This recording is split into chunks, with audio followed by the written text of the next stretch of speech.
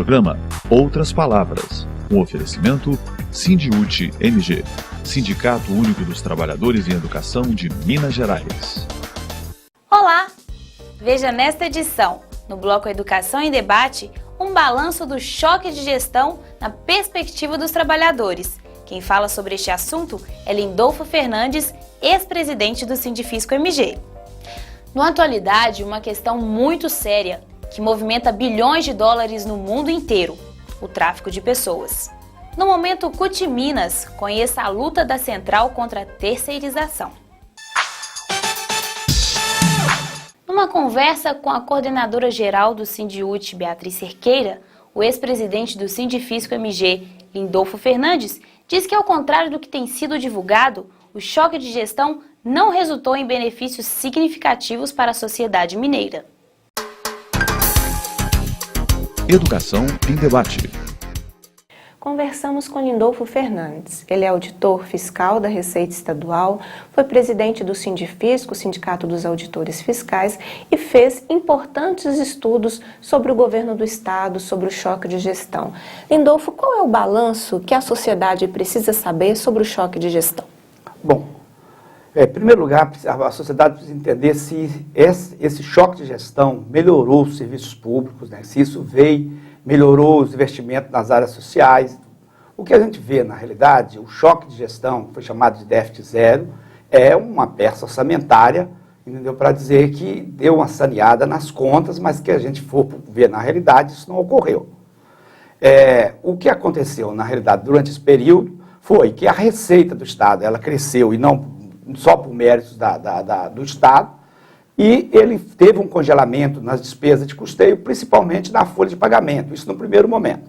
Certo? E aí o Estado vem alardeando de que saneou as finanças e que tem atendido os índices, mas isso não ocorreu. Nós somos, em termos de aplicação de gastos com saúde, o 24º, se comparar 2011 com 2002, que é o último ano do governo Itamar Franco, era o último ano do governo Itamar Franco, e o 24º Educação. Somos também o segundo estado mais endividado, comparando a despesa líquida, a dívida líquida com a receita corrente líquida.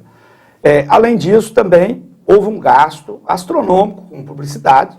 Se a gente acumular os gastos corrigidos de 2003 até 2011, o Estado gastou 1,5 bilhão com publicidade. Então, é um choque de marketing e não um choque de gestão. Lindolfo, tem um dado do seu estudo que eu acho que ele é interessante, que enquanto o Estado investe muito pouco em saúde e educação, é um dos estados que mais investe em segurança pública. E tem aí uma contradição, porque o sentimento da população é de insegurança, embora o Estado tenha investido muito nessa área. O que o seu estudo apontou? Bom, há um ditado de que quando se gasta pouco com educação, investe pouco na educação, se gasta mais com cadeia. Na realidade, significa que o Estado está gastando mal, porque se você for olhar nesses mesmos indicadores, quer dizer, com a mesma metodologia, nós somos o primeiro ou segundo, inclusive o governo diz que atualmente é o primeiro. Quando eu fiz os cálculos, estava em torno de segundo. Mas ele está dizendo que é o primeiro investimento. E os crimes violentos, nós estamos vendo que aumentaram, a população tem um sentimento de segurança que tem aumentado, há estatísticas sobre isso, quer dizer, vemos que não foi eficiente, ou seja, está gastando mais está gastando bem com segurança e nós não estamos resolvendo os problemas da segurança no Estado, porque tem outros fatores, além da questão da polícia e do investimento, que precisa ser revisto, como as políticas sociais. Esse governo mostra que ele é ruim de indicadores sociais. Se nós compararmos, por exemplo, o gasto com educação, que tinha lá em relação à receita corrente líquida em 2002, e compararmos hoje, nós vamos ver o seguinte: lá em 2002 o Estado gastava em torno de 30% dos recursos com educação da receita corrente líquida, se comparado com a receita corrente líquida. Isso caiu para 16%. Mas essa ideia não pode dar à população um sentimento de eficiência desse modelo de gestão? Agora eu invisto menos e está tudo certo? Tá. A propaganda desse modelo de Estado neoliberal é aquela de gastar menos com o Estado e mais com a sociedade. Aí há uma dicotomia. Porque serviço público é uma ficção jurídica. Ele torna concreto com seus servidores. E se você investe nos servidores, você está investindo na sociedade. Você, quando investe na educação, você está gastando com servidores e está investindo para a sociedade. Então, quem pagou parte dessa conta foram servidores públicos estaduais? Foi. No primeiro momento, foi os servidores públicos e alguns setores continuam pagando os servidores públicos. Entendeu? Então, está pagando porque você faz o seguinte: qual que é a linha desse Estado? Porque quando ele fala gasta menos com a sociedade, para gastar menos com o Estado e mais com a sociedade, o que ele está querendo? Que sobre, que você dê uma arrochada do custeio, nas áreas sociais, na folha de pagamento, para sobrar dinheiro para parte das receitas de despesa de capital. A despesa de capital, o que está? Estão os investimentos, que são as obras. E algumas delas, entendeu? São obras eleitoreiras e faraônicas, que têm outras necessidades que o Estado que deveria priorizar. Então, essa lógica, quer dizer, há uma certa dicotomia nesse argumento. Agora, o ICMS, Lindolfo, eu sei de um estudo seu que demonstra que nós pagamos o mais caro ICMS do país. É isso mesmo? Se você for pegar, por exemplo, os bens essenciais como a energia elétrica, a tributação mais alta do país. E nós temos também uma das energias elétrica mais cara do Brasil também, antes sem computar os impostos. É a segunda mais cara. Se você vai embutir o ICMS, é a energia mais cara do Brasil. É 30%, e como existe uma lógica aí que depois aqui não dá para entrar nisso, vai chegar a 47% do valor da conta de energia. A mesma coisa acontece com o telefone, com a conta de telefone, acontece com a conta de gasolina. Que é um imposto que é responsabilidade do governo do Estado. Senão, daqui a pouco o governo vai dizer que a culpa é de outro governo e não do governo de Minas Gerais, né? É importante a gente dizer que o ICMS é um tributo estadual, que é sob a responsabilidade do Estado. Então, é um tributo estadual. Nós estamos falando de um tributo da responsabilidade do governo estadual. Que poderia ser menor se o governo do Estado quisesse. Isso, poderia ser menor, inclusive se ele olhasse a questão, porque o problema do sistema tributário nosso é um sistema extremamente injusto, porque ele tem uma carga indireta, o ICMS é um desses, e regressiva. Regressiva quer dizer, paga mais aqueles que ganham menos. Então, se ele, por exemplo, mudasse essa lógica, fizesse uma revisão nos benefícios fiscais, que chega a uma média de cada 3 anos, o governo está dando uma receita anual para os empresários, porque não traz nenhum retorno social. Então, se ele procurasse rever esses benefícios fiscais, ele poderia reduzir o ICMS sobre esses produtos essenciais, como a energia elétrica, a comunicação e outros produtos. Lindolfo, o seu estudo também apontou uma questão que o sindicato já denuncia, que Minas não investe o mínimo constitucional nem em saúde, nem em educação. É isso mesmo? É isso mesmo. O Estado de Minas, além de, quer dizer, os próprios dados que eu coloquei antes, ele reflete isso. Ele não aplica o mínimo constitucional em educação, e o próprio Tribunal de Contas, nos relatórios, faz essas considerações. Não aplica o mínimo na saúde, porque ele inclui despesas que não deveria incluir, tanto na conta da educação como na conta da saúde. Para a população entender, na questão da educação, o Estado chegou a colocar despesas previdenciárias, despesas com a área de cultura, com áreas que não eram relacionadas à educação, e ele vai enxertando, né? Isso. No caso da saúde, ele colocou despesas que são da Copasa, que não eram relacionadas diretamente à saúde, da Previdência, para chegar ao índice mínimo, e quando o Tribunal de Contas vai analisar, percebe que isso não foi atingido, porque ele coloca outras despesas para chegar ao valor mínimo. É isso aí mesmo, Beatriz. Eles acabam o seguinte, para enxertar os cálculos, quer dizer, ele acaba incluindo, por exemplo, da saúde tem que ter o caráter da universalidade, quer dizer, da gratuidade. Então, você não pode colocar as despesas de saneamento da Copasa dentro desse conceito. Aí há uma discussão da emenda e tudo mais, mas é isso que acontece. Então, pelos cálculos do governo federal, ele aplicou bem menos, entendeu, em educação, em saúde e também aplicou também em educação, porque incluiu despesas que não eram. E são dados também do próprio Tribunal de Contas aqui do Estado, né? São. Os relatórios técnicos do Tribunal de Contas apontam investimentos abaixo do mínimo constitucional. Lindolfo, então, esse foi um projeto que deu certo em Minas Gerais? Se deu certo para quem, diante de tantos problemas? Olha, se tivesse liberdade de expressão, liberdade de imprensa em Minas, a sociedade ia entender, entendeu? E ela sente isso na pele. Por quê? Porque a gente sabe que a gente não tem um serviço público de qualidade, as pessoas sofrem nas filas dos hospitais, dos postos de saúde.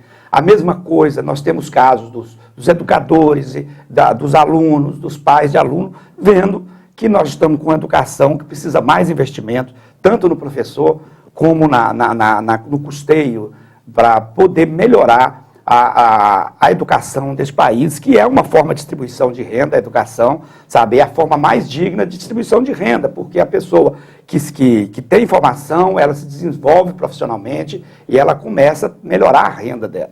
Então, isso nós estamos vendo o seguinte, que na realidade não passa de uma contabilidade criativa e de um jogo de marketing. Bom, para finalizar, Lindolfo, eu queria que você falasse para os nossos telespectadores o que foi o Sindicato Cidadão, que foi a sua gestão à frente do Sindifisco. Tá, eu gostaria de apresentar 2 trabalhos que nós fizemos, que é essa campanha Chega de Enganação e essa verdade sobre o choque de gestão. A linha do trabalho nosso é sempre de fazer o trabalho corporativo, mas também discutir com a sociedade as questões de interesse público, como o orçamento, porque tudo no Estado, seja ou nas 3 esferas, é uma disputa de orçamento. Discutir o orçamento, traduzir aqueles números frios numa linguagem que a sociedade entenda. E, por outro lado, a campanha de Chega de Enganação, que teve 2 processos, inclusive um do governo e um do PSDB. Contra o sindicato. Contra o sindicato. E contra você. E contra o sindicato. Contra mim, no sentido para levantar, porque nós levantamos e denunciamos essas questões colocadas aqui. Quer dizer, a questão de não estar aplicando o mínimo, não estar investindo na educação, na saúde, e talvez as mentiras que são, as pseudo-verdades que são ditas nas propagandas oficiais, e nós tivemos processo. Na verdade, o governo perdeu já todos eles, não conseguiu eliminar nenhum deles, mostrando que se trata de um debate salutar com a sociedade. A própria desembargadora do TRE diz, olha, isso é um debate que é função do cidadão garantido constitucionalmente. Você pode conhecer um pouco dos números sobre o choque de gestão, um balanço feito na perspectiva dos trabalhadores. A realidade é diferente das peças publicitárias. Baixos investimentos em saúde e em educação, altos investimentos em segurança que não se refletem na melhoria para a população e peças publicitárias que nós pagamos a conta. A violência na escola assusta a comunidade escolar. Choque de realidade. É crescente a violência nas escolas, não só em Belo Horizonte, mas também em todo o estado. A questão preocupa a comunidade escolar, que tem feito atos para denunciar o descaso do governo em relação ao assunto. Nessa semana, professores e alunos realizaram um abraço simbólico aqui no Instituto de Educação. Lá na minha escola tá cheio de goteira, a quadra tá quebrada e não tem cantineira. Lá na minha escola tá cheio de goteira, a quadra tá quebrada e não tem cantineira. Meu nome é Isabela de Moura, eu sou do 2º ano médio aqui no Instituto de Educação e eu sou do Grêmio Estudantil. E hoje a gente fez um movimento junto com os professores, em apoio aos professores, contra a violência que está acontecendo dentro da nossa escola. Infelizmente, nós temos em muitos casos de violências e o maior que aconteceu agora foi o da professora Rosane, que acabou fraturando o fêmur no noturno. Então, os professores da manhã, de tarde e da noite fizeram vários atos durante a semana passada e hoje também contra essa violência que está ocorrendo.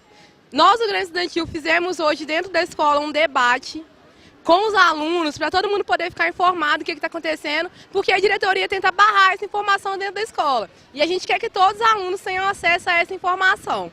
Então a gente fez o ato hoje, demos a volta na escola, um abraço simbólico, para a gente poder cobrar uma ação da diretoria e da Secretaria de Educação também, porque ninguém tomou nenhuma providência. A professora foi parar no hospital, não recebeu nenhuma ajuda financeira, nem nada, ela está em casa, não pode se mover. Então a gente fez isso aqui hoje para poder ver se a gente consegue alguma melhoria, alguma ajuda para ela e alguma ajuda para a nossa escola, que está realmente decadente. A gente está precisando de uma ajuda aqui para poder melhorar a nossa escola. O professor é meu amigo, mexeu com ele, mexeu comigo. O professor é meu amigo, mexeu com ele, mexeu comigo. Meu nome é Marília Pereira dos Santos, sou professora do Instituto de Educação desde 1999 e vejo que a violência vem crescendo dia a dia, né? E mesmo porque a impunidade gera violência, a partir do momento que o aluno não é punido, essa violência tende a crescer. E culminou na quarta-feira, há poucos dias, a professora Rosane sofreu uma violência em que ela quebrou o fêmur e passou por uma cirurgia para colocação de 3 parafusos. E a partir daí, nós, professores, nos mobilizamos para que amenize essa violência em sala de aula, na escola, né? E esse movimento seria na segunda-feira, nós vimos todos de preto e não entrarmos em sala de aula. Mas a direção, através de redes sociais, impediu que os alunos viessem à escola avisando que não teria aula. Nosso movimento, então, ficou baixo, né? Mas não paramos por aí. Ao longo da semana, outros movimentos foram feitos dentro da escola e hoje nós fizemos mais um, que foi o abraço ao Instituto de Educação. Nós gostamos tanto dessa escola, queremos ver essa escola melhor, queremos ver essa escola bem, né? Não só a nossa escola, isso aí deveria ser feito em todas as escolas. E queremos a participação do aluno, porque a partir do momento que o aluno passa a fazer parte dos movimentos contra a violência, ele depois futuramente não vai querer fazer nenhum ato violento, né? Quer seja contra os próprios colegas ou contra os professores. Eu acho que isso ia ajudar e muito na disciplina e no respeito dentro da escola. Agora, o que o governo poderia fazer por nós? Nós estamos assim clamando, pedindo ajuda a todo momento, né, para as autoridades. O professor é meu amigo, mexeu com ele, mexeu comigo. O professor é meu amigo, mexeu com ele, mexeu comigo.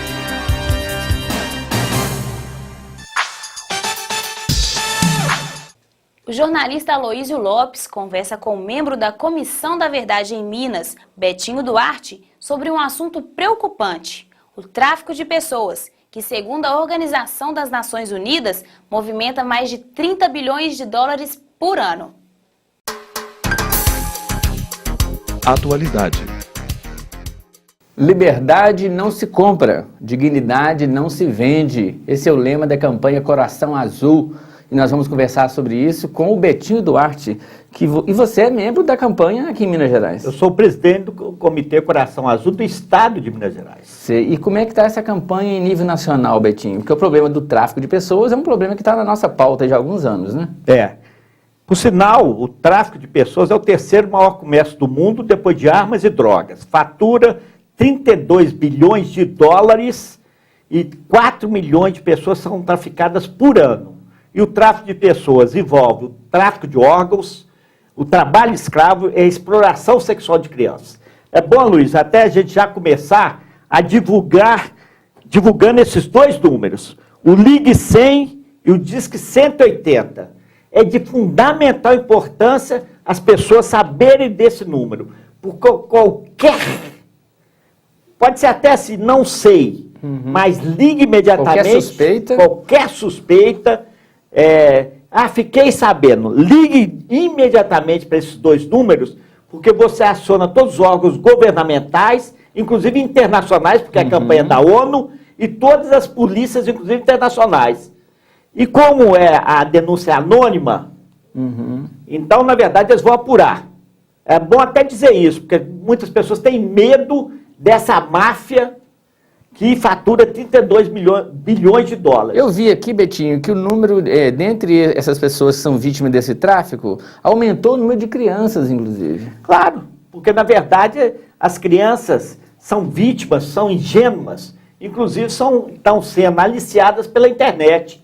a criança está fazendo seu para-casa lá, principalmente o pedófilo, entra, começa a conversar com essa criança, que geralmente cai na conversa e é levada. Você acha que nesse período agora que o Brasil está recebendo a Copa, nós temos que ficar mais vigilantes? Esse problema pode aumentar? É um risco a mais? Porque na verdade na Copa da Alemanha foram traficadas em mais ou menos 40 mil prostitutas. E na África do Sul, quase que o dobro. Então, mas aqui no Brasil nós estamos com o receio do inverso. Ou seja, eles seduzirem as mulheres brasileiras e levarem para fora. E é bom alertar isso, Luiz, porque muitas vezes a pessoa está pensando, a mulher está pensando que está casando com um homem sério, rico, que está oferecendo para ela as melhores condições do mundo, e as leis, por exemplo, as muçulmanas, a mulher é propriedade. Aí não pode fazer mais nada. Então, se for para lá, por exemplo, qual o risco de chegar como escrava já? Não, já chega como escrava e nunca mais volta. E tem outra coisa, o aliciamento dessa mulher, você é Miss, agora uma Miss recentemente foi presa, está presa na China. Não é porque é comunista não, porque ela entrou ilegalmente. Então as mulheres são levadas, viram prostitutas, são drogadas, são seduzidas, são drogadas para enfrentar essa prostituição, porque geralmente são pessoas sérias, e acabam morrendo e nunca mais voltam. Betinho, eu vi que nessa campanha está incluído também as questões do trabalho, chamado trabalho análogo ao escravo. E um levantamento que eu vi do ano passado é crescente, aliás, a maior parte do trabalho análogo ao escravo encontrado pela fiscalização no ano passado foi em áreas urbanas. Nós estávamos acostumados com o trabalho escravo em carvoaria, por exemplo, mas agora nas cidades, inclusive aqui na grande BH, em várias construtoras e até no setor elétrico já foram encontradas situações. Claro, até porque agora, com a questão dos haitianos, porque o Haiti foi destruído. Então, que eu saiba, em Belo Horizonte tem mais de 6 mil haitianos. E eles podiam entrar pela fronteira ilegalmente, mas o Brasil, o Ministério da Justiça, iria acolhê-los. O que aconteceu? Eles estão sendo trazidos para o Brasil através de coiotes.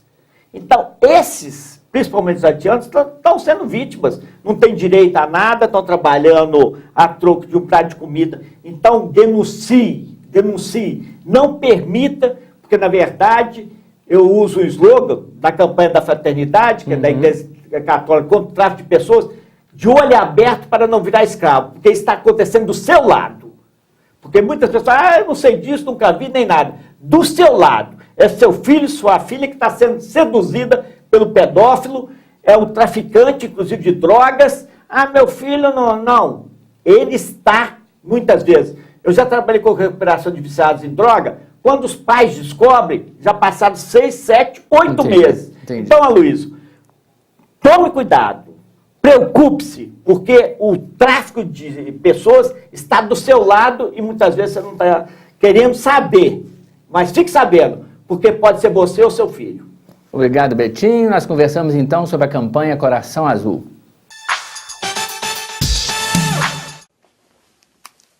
Oi, eu sou comediante e muita gente me acha engraçado. Mas o assunto agora não pode virar piada. Imagine, professores adoecidos sem piso salarial que não podem sequer comer na escola. Salas de aula superlotadas. Escolas funcionando no lugar onde já foi um motel. E outra em um posto de gasolina. A maioria das escolas sem quadra de esporte ou refeitório. É difícil acreditar que tudo isso não seja uma piada. Mas essa, infelizmente, é a realidade das escolas estaduais. Nos últimos anos, o governo de Minas deixou de investir mais de 8 bilhões de reais em educação. Não deixe que a educação em Minas se torne uma piada de mau gosto.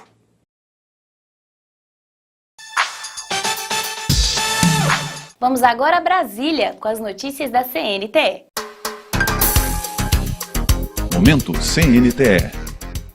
A Internacional da Educação, IE, faz pesquisa com professores e funcionários de escola para avaliar as condições de ensino e aprendizagem em todo o mundo. O objetivo é garantir que o debate global sobre a educação reflita a realidade da sala de aula. A IE quer saber a opinião de 1.000 educadores no Brasil. O material servirá para avaliar os resultados obtidos no país nas metas de Dakar, que foram estabelecidas no Fórum Mundial sobre Educação em 2000. além de apoiar as lideranças mundiais na definição das metas para os próximos 15 anos. Pela primeira vez na história, está terminando agora os 15 anos, nesse processo de avaliação, o movimento sindical vai ser ouvido na Assembleia da ONU, que vai acontecer no mês de outubro. Então, a nossa entidade sindical internacional, que é a Internacional da Educação, ela elaborou 2 etapas desta avaliação. Primeiro delas, um roteiro onde as entidades vão preencher e vão responder, né? Portanto, nós da CNTE, já de forma coletiva, com participação de dirigentes do sindicato, nós já respondemos o roteiro elaborado pela CNTE. E que nós vamos enviar. Agora nós estamos na segunda etapa desta avaliação, que é uma avaliação individual dos professores. As perguntas são sobre as condições de ensino e aprendizagem, como parte da avaliação das metas de educação para todos. São 37 questões sobre como o professor avalia, entre outros pontos, o salário, sua qualificação e oportunidades de formação, a infraestrutura da instituição para a qual trabalha, as condições de ensino e aprendizagem, a qualidade de material didático e apoio pedagógico e a relevância do currículo. Realmente, educar não é fácil, né? É um pouco difícil e esse é um trabalho que a gente deveria valorizar bastante, é do educador, que é o professor, né? Eu acho que falta um investimento pesado mesmo, né, na educação de base. E valorizar mais os professores, mais os profissionais da área. A pesquisa está disponível até o final de julho em vários idiomas, inclusive português, e pode ser acessada pelo site da CNTE, www.cnte.org.br. Ao participar, o educador concorre a 10 viagens a Nova York para assistir à Assembleia Geral das Nações Unidas, como membro da comitiva oficial da Internacional da Educação, que vai entregar pessoalmente o relatório final ao secretário-geral da ONU. Nesse quadro, você vai conhecer um pouco sobre a luta da CUT Minas contra a terceirização. Momento CUT Minas. A suspensão da votação no Congresso Nacional do projeto de lei 4.330/2004 do deputado federal Sandro Mabel, que, se aprovado, permitiria a prática sem limites da terceirização de serviços em todas as atividades das empresas e órgãos públicos, é uma vitória importante do movimento sindical. As empresas terceirizadas submetem os trabalhadores a condições análogas à escravidão, não respeitam direitos básicos como o correto pagamento de hora extra, não previne acidentes de trabalho, o que nos faz ter altas taxas de mortes e acidentes de trabalho. Um exemplo é a CEMIG. Nas suas empresas terceirizadas, morre um trabalhador a cada 45 dias. A CUT articulou e organizou debates, participou de audiências públicas e coordenou manifestações, mobilizações e atos contra a terceirização. Além disso, dirigentes da CUT Minas participaram de mobilizações em Brasília que impediram o Senado de votar o projeto 4.330. Mas o debate à terceirização sem limites continua na pauta da CUT, das demais centrais e da classe trabalhadora. Uma nova luta começa a ser travada agora no Supremo Tribunal Federal. Os ministros, ao julgarem um recurso da Cenibra, podem autorizar uma terceirização sem limites. A CUT Minas já estabeleceu novas estratégias para barrar o avanço da terceirização. Entre elas, a multiplicação do envio de cartas ao Supremo com informações sobre os efeitos da terceirização sobre os trabalhadores de cada categoria e a construção de dossiês concisos das categorias para serem apresentados aos ministros e sensibilizá-los com as mazelas da terceirização. Outras ações da CUT são a construção de um plano de lutas das centrais sindicais, a articulação de parcerias com o Ministério do Trabalho e Emprego, Ministério Público do Trabalho e Procuradoria-Geral da República e a busca de contatos com os ministros do Supremo Tribunal Federal para tentar convencê-los a não colocar a ação civil pública em pauta de maneira apressada. Fique agora com o humor de Rômulo Garcias. Hoje não tem merenda. Professor, o senhor quer metade de nada?